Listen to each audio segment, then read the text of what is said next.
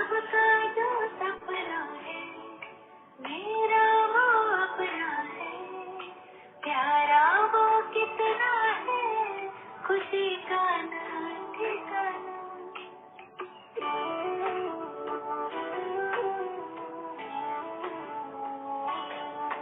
सबका जो सपना है मेरा वो अपना है, प्यारा वो कितना है, खुशी का ना ठिकाना। उस रब का शुक्राना, उस रब का शुक्राना, उस रब का शुक्राना, उस रब का शुक्राना।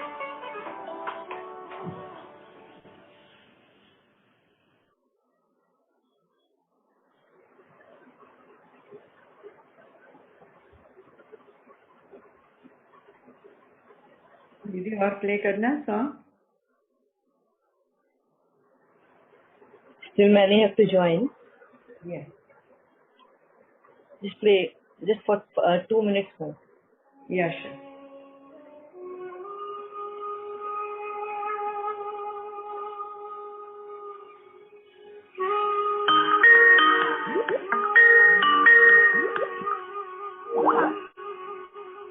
अब तेरे भी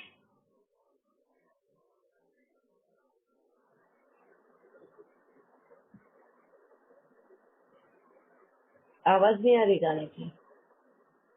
जी दीदी। एक पल ना बीते बाबा, अब तेरे बिन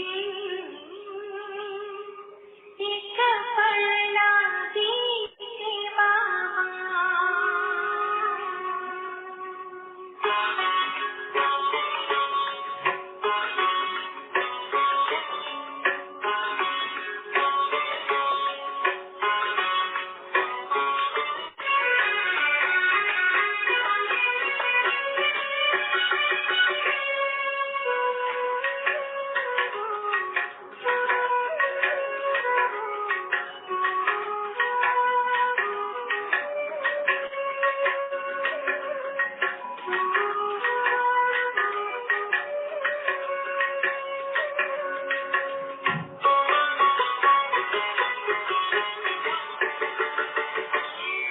अब तेरे बिन एक पल ना बीते बाबा,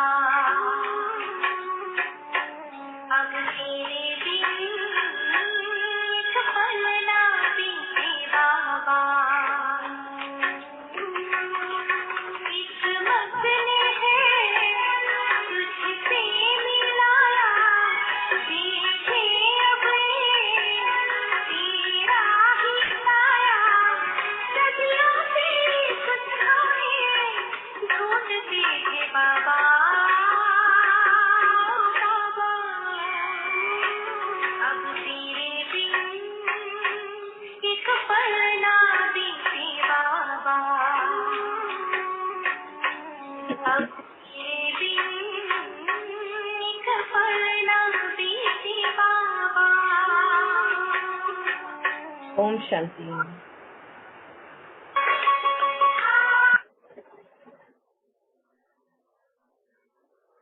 Shall we start? Ramaben Bhavnaben?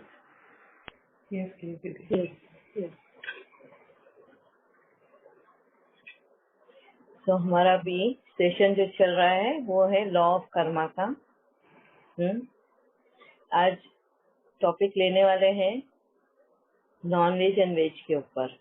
कि ऑनियन गार्लिक क्यों नहीं खाना होता है एंड नॉन वेज क्यों नहीं खाना है, और वेजिटेबल्स क्यों अलाउड है। हाँ जी, अरुणा बहन ज्वाइन नहीं करने वाली हैं, तो उनके इंटरेस्ट का सब्जेक्ट है शिव भाई और अरुणा बहन का। हाँ हाँ, बस तो कई बार सुन लेंगे, रिकॉर्डिंग सुन लेंगे। या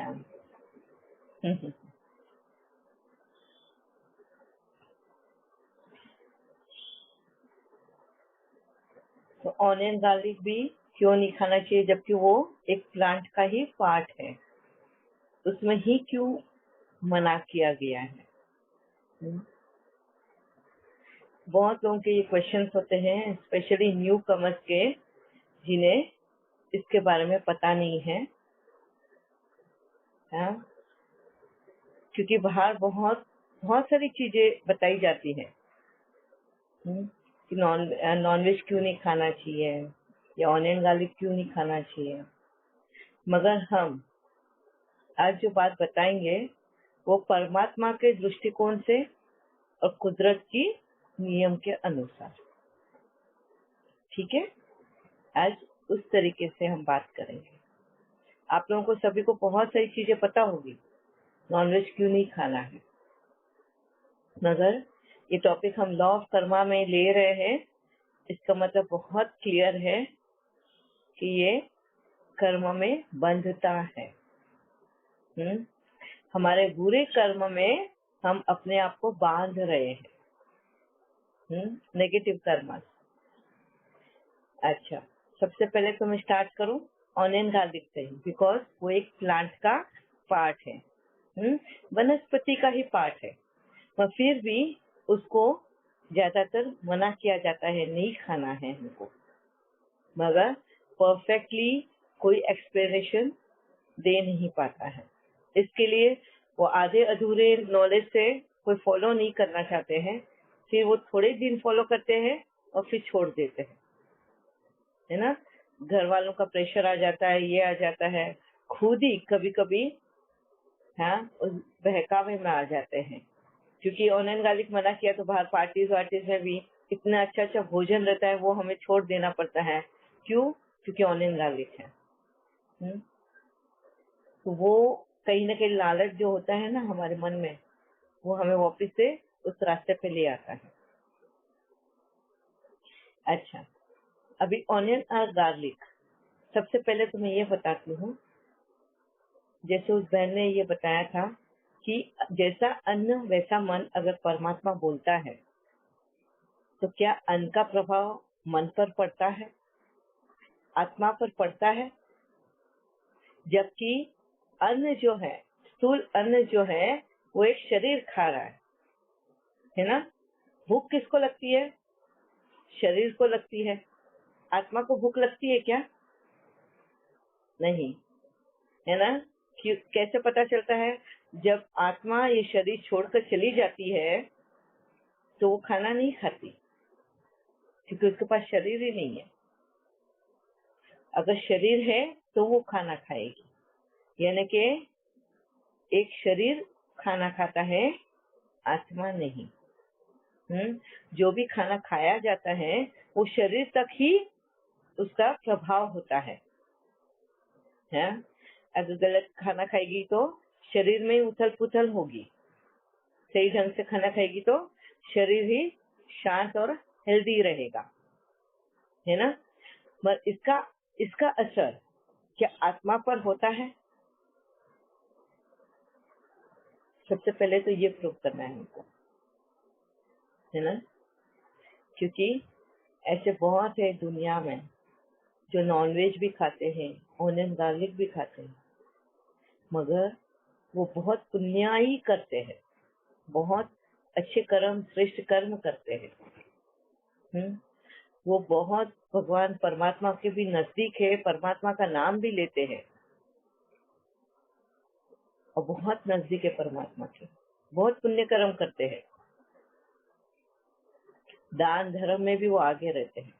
अगर समझो नॉनवेज खा के अगर उनकी बुद्धि खराब होनी थी तो वो तो सारे जितने भी नॉनवेज खाने वाले हैं वो सारे टेररिस्ट हो जाने चाहिए थे, है ना। फिर तो कुछ ही लोग ऐसे रहते हैं जो अच्छे हैं, जो नॉनवेज नहीं खाते।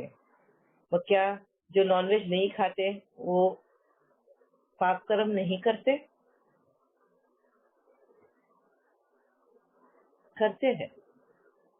हाँ, जो वेजिटेरियन से क्या हस्बैंड वाइफ के झगड़े में हस्बैंड वाइफ को पीट के नहीं निकालता है, मारता है ना, बहुत पीटता है। तो इसका मतलब अन्न जो शरीर खाता है उसका प्रभाव आत्मा पर नहीं पड़ता। मगर जैसा अन्न वैसा मन अगर एक आत्मा के लिए बोला जाता है, तो एक आत्मा कौन सी खुराक खाती है, वो टॉपिक डिफरेंट है। ठीक है, अब यहाँ पे हम लेते हैं ऑनियन गार्लिक को। अभी तक हमें ये पता चला है कि विकार जो है वो एक आत्मा में होते हैं, शरीर में नहीं, है ना। एक आत्मा, विकारी संस्कार या विकारों का प्रभाव एक आत्मा पर होता है। शरीर तो सिर्फ एक मशीन है, वो तो सिर्फ एक रिएक्शन देती है। अभी जैसे आपका फेवरेट खाना अगर सामने ला के रखा हुआ है और आपका पेट भरा हुआ है, शरीर बोलता है उसको जरूरत नहीं है खाना की, पेट भरा हुआ है, आपका एकदम फेवरेट खाना है सामने, तो खाने की इच्छा किसकी है? शरीर तो नहीं मांग रहा क्योंकि उसका तो पेट भरा हुआ है। अब खाने की इच्छा जो हो रही है वो एक आत्मा की हो रही है। फर्क समझ में आया कि एक आत्मा में लालच का विकार है, तो उस ग्रीडीनेस की वजह से, उस ग्रीड के पीछे वो पेट के ऊपर खाने वाला है, शरीर की जरूरत नहीं है। शरीर ने तो उसको बता दिया कि वो भर चुका है, शांत हो चुका है ना। तो ये विकार, ये जो है संस्कारी विकार, संस्कार लालच का, ग्रीड का, हाँ, जिसको हम क्या बोलते हैं, ग्रीड को लालची बोलेंगे ना, खाने की बहुत लालची है। मन पे बिल्कुल काबू नहीं रहता, ऐसे। ठीक है, तो यहाँ पे शरीर नहीं मांग रहा, मगर एक आत्मा की इच्छा हो रही है खाने की। तो फर्क दोनों में भी है। अभी समझो एक आत्मा ने लालच में आकर वो खाना खाया है, तो उसका दुष्परिणाम, रॉन्ग इफेक्ट्स होंगे बॉडी पे, क्योंकि शरीर को जरूरत नहीं थी फिर भी उसने वो खाया है। एक्सेस हो चुका है वो चीज, और एक्सेस होने की वजह से वो कहीं ना कहीं उसका इफेक्ट छोड़ने ही वाला है। किसी का फैटनेस के लिए, किसी का लेजीनेस के लिए, हाँ, किसी को बदहजमी हो जाएगी, किसी को एसिडिटी हो जाएगी, किसी को गैस बन जाएगी, क्योंकि वो चीज की जरूरत न होते हुए उसने उस शरीर में दिया है। अभी कर्म तो एक आत्मा ने किया, तो उसका फल भी फिर आत्मा को मिलेगा। अब ये सारी तकलीफें जब शरीर में आएगी, उसकी भासना एक आत्मा को होनी ही है। तो भासना होती है आत्मा को, है ना, उस दर्द की भासना होती है आत्मा को। समझ में आया? सेम ऐसा ही अभी हम जब ऑनियन गार्लिक खाते हैं, एक शरीर जब ऑनियन गार्लिक खाता है तो उसके पर्टिकुलर हार्मोन्स शरीर में इफेक्ट करते हैं। वो ट्रिगर करते हैं पर्टिकुलर हार्मोन्स को, ऑनियन गार्लिक। और वो कौन से हार्मोन्स है? हमारे सेक्सुअल हार्मोन्स को वो ट्रिगर करते हैं, प्रोवोक करते हैं। ठीक है, अब काम विकार एक आत्मा में है, काम विकार एक आत्मा में है। वो एक आत्मा, उसकी नजर यहाँ वहां घूमती ही रहती है। और अगर समझो उसने ऑनियन गार्लिक कुछ ज्यादा खाया है उस दिन, तो नेचुरली वो हार्मोन्स उसको ट्रिगर कर रहे हैं, शरीर के पार्ट्स को। और इस आत्मा में वो काम विकार भी है। अब क्या हो रहा है कि वो उसकी इच्छाओं को कंट्रोल में नहीं रख पा रहा है, उसकी इच्छाओं को कंट्रोल में नहीं रख पा रहा है, क्योंकि अब बॉडी उसके उस थॉट्स को रिएक्ट कर रही है, बिकॉज उसको भी वो खाद मिली हुई है, उस शरीर को भी वो ऑनियन गार्लिक की खाद मिल चुकी है। इसके लिए शरीर भी तुरंत ही उसके उस थॉट्स को रिएक्ट कर रही है। और अब वो अपने आप पे कंट्रोल ना करने की वजह से वो कहीं न कहीं दुष्कर्म करने को उत्तेजित होगा। हाँ, फिर जाके ऐसे बहुत सारी चीजें होती हैं, रेप केसेस होती है, टीजिंग होती है, अब्यूजिंग होता है, फिजिकल असॉल्ट होता है। ये सारे दुष्परिणाम है उसके, दुष्कर्म। छेड़खानी करना, नहीं कुछ तो फ्लर्ट ही सही, वाचा से फ्लर्टिंग की भाषा यूज करना गंदी तरीके से। तो ये सारे उसके रिएक्शंस होते हैं। अगर समझो हमने ऑनियन गार्लिक नहीं खाया होता, हम अगर बंद करते हैं ऑनियन गार्लिक खाने का, तो हमारे ये जो हार्मोन्स है वो बहुत शांत रहते हैं। हाँ, ऐसे नहीं है कि हमारे दूसरी जो चीजें खाते हैं उनसे ये हार्मोन्स ट्रिगर नहीं होते, ट्रिगर होते हैं, है ना, ट्रिगर होते हैं, मगर इतने अग्रेसिवली नहीं होते जितना कि ऑनियन गार्लिक से होते हैं। वो तुरंत इंस्टेंट बोलते हैं ना, जैसे एंटीबायोटिक हम लेते हैं, इंस्टेंट असर देता है हमारी बीमारियों पे, वैसे ही ये ऑनियन गार्लिक जो है वो इंस्टेंट इफेक्ट देता है हमारे बॉडी पे। अगर हमने ऑनियन गार्लिक नहीं खाया तो हमारे हार्मोन्स ट्रिगर नहीं होंगे। अब काम विकार तो है ही एक आत्मा में, वो विकारी वृत्ति तो है ही। अब क्या हो रहा है यहाँ पे, वो विकारी वृत्ति सिर्फ थॉट्स तक रह रही है, अब कर्मणा में और वाचा में नहीं आ रही है ना, उसकी एक्शंस में नहीं आ रही है, उसकी कर्मणा में और वाचा दोनों में नहीं आ रही है। मतलब के रेप केसेस भी कम हो जाएंगे, हाँ, फिजिकल असॉल्ट भी कम हो जाएगा, बाहर जो छेड़ते हैं बच्चे लोग वो भी कम हो जाएगा। तो कितने तरीके से जो दुष्परिणाम है, दुष्कर्म है, वो कम हो जाएंगे। खत्म नहीं मैं बोल रही हूँ, कम होंगे, है ना। तो फायदा ही है हमें उससे। लोग बोलते हैं ये मेडिसिनल है, बहुत सारे हेल्थ इश्यूज ये सॉल्व करते हैं, हार्ट की प्रॉब्लम, लीवर की प्रॉब्लम, किडनी की प्रॉब्लम, इसके लिए ये ऑनियन गार्लिक बहुत हेल्पफुल है। बोलते फिर खाओ, खाओ, अगर तुम्हें ऐसे लगता है, इससे अगर ठीक लग रहा है, ठीक हो रहा है तो खाओ, मगर तभी खाओ जब तुम्हारी कर्मेंद्रिया तुम्हारे कंट्रोल में हो। खाने से मनाही नहीं है, जब तुम्हारी कर्मेंद्रिया, तुम्हारी ज्ञान इंद्रिया जब कंट्रोल में है तुम्हारे, तब तुम्हें आजादी है खाने की। क्यों? क्योंकि तुम उस वक्त उत्तेजित नहीं होगे, वो खाने से भी तुम अपने कंट्रोल में रहोगे। और heart problem, liver problem, kidney problem जो भी है, हर दवाई की सब्स्टिट्यूट होती है,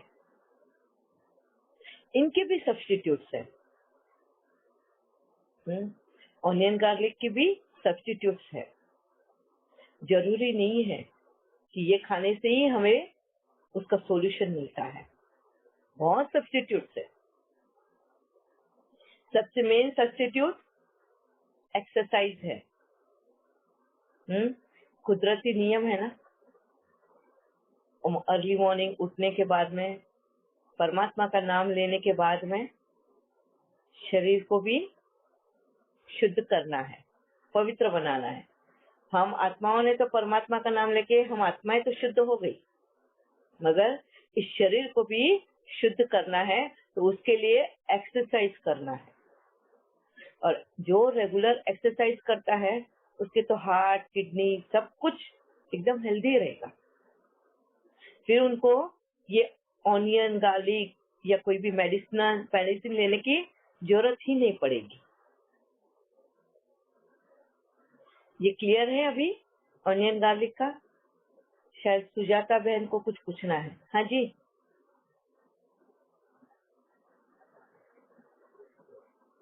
सुजाता बहन।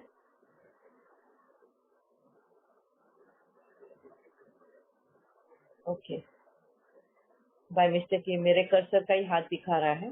No problem, sorry. दिखाई नहीं देता है ना, तो बस जहाँ कर्सर घुमा वो आवाज दे देता है मुझे। अच्छा, इसको लेके किसी को भी कुछ क्वेश्चन है ऑनियन गार्लिक को लेके?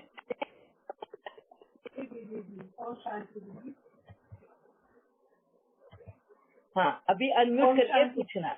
हाँ जी शशि बहन। दीदी मैं ये पूछना चाहती हूँ कि कई बार जैसे हम कई मेडिसिन लेते हैं उसमें भी ये चीजें होती हैं, तो फिर वो खा सकते हैं? मेडिसिन में भी होता है गार्लिक या ओमेगा 3 जैसे फिश ऑयल होता है, हाँ, मेडिसिन वगैरह मोस्टली अगर आप देखोगे इवन आयुर्वेदिक मेडिसिन तुम लेते हो ना, वो लोग भी यही कहते हैं कि ऑनियन गार्लिक मत खाना जब तक कि तुम ये आयुर्वेदिक मेडिसिन ले रहे हो। हैं? तो उनके मेडिसिन में तो ऑनियन गार्लिक नहीं होते हैं, और वो ऊपर से भी खाने से मना कर देते हैं कि तुम सब्जियों में भी ये यूज मत करना। लेकिन अनजाने में कई कई मेडिसिन में हम खा भी सकते हैं दीदी, तो फिर उसका तो कोई कर्म नहीं बनता हमारा। नहीं, कर्म तो तब बनता है जब वो मेडिसिन लेने के बाद में अगर तुमने कोई दूसरा कर्म कर लिया। देखो, खाने से मनाही नहीं है, वही कहा ना।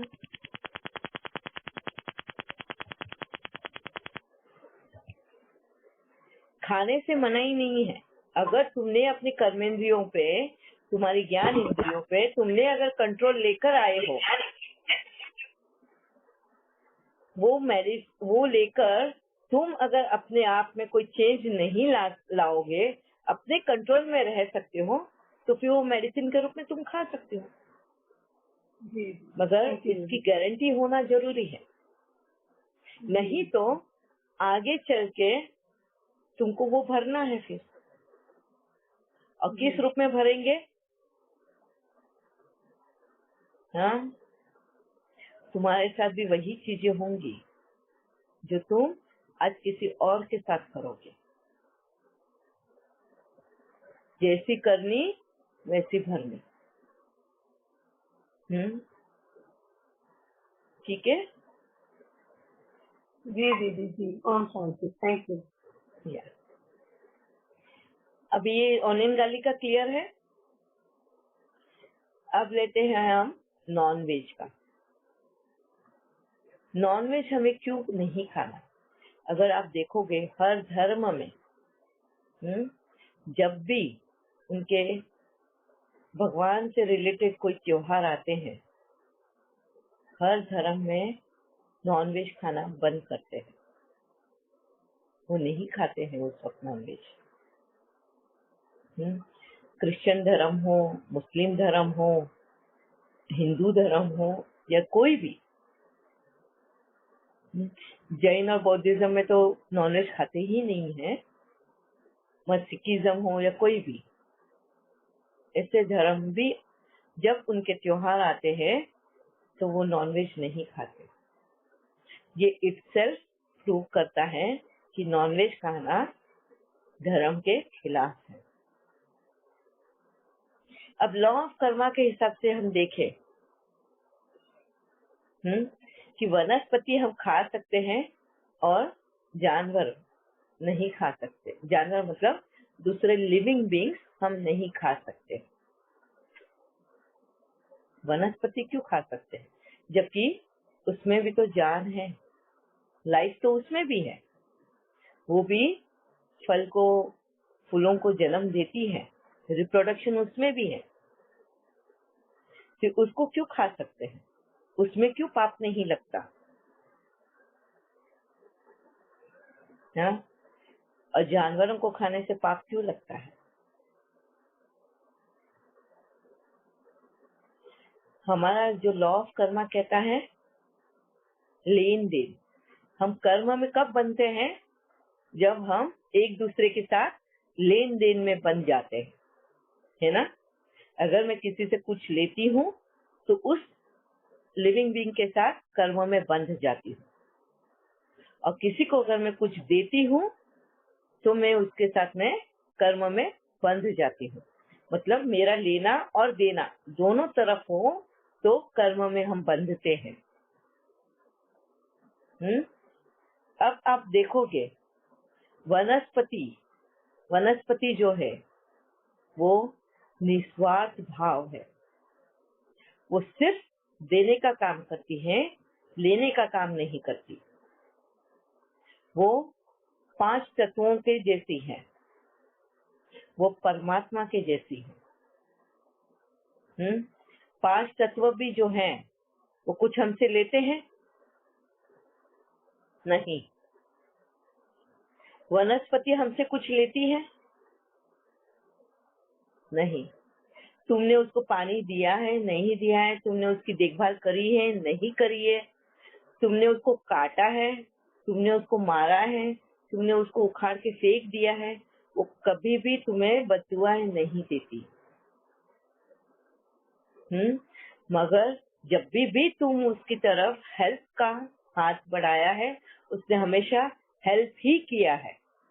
निस्वार्थ भाव से उसने अपना हर पार्ट हमारे भविष्य के लिए नूंद कर दिया है, हमारे भलाई के लिए उसने सेक्रीफाइस कर दिया है ना। वो जब हरा भरा रहता है, हमें छांव देता है, फल फूल देता है, सूख जाता है तो उसी की लकड़ी से हम चूल्हा जला के उसी के खाना बनाते हैं, सब्जियों को। हाँ, निस्वार्थ भाव से वो हमें इस धरती पे जीने के लिए एकदम अच्छा वेदर हो, अच्छे क्लाइमेट हो, सब कुछ सही हो, इसके लिए वो इन 5 तत्वों को भी बैलेंस करती है। ये 5 एलिमेंट्स को भी अपने एक साइकिल में, अपने एक डोर में बांध के रखा है इस वनस्पति ने, ताकि हमारे लिए जीवन आसान हो। अब बताओ मुझे, वनस्पति हमसे क्या लेती है? हम क्या देते हैं वनस्पति को? कुछ भी नहीं ना। तो ये एक तरफा है, ये सिर्फ देने का काम कर रही है, हमसे लेती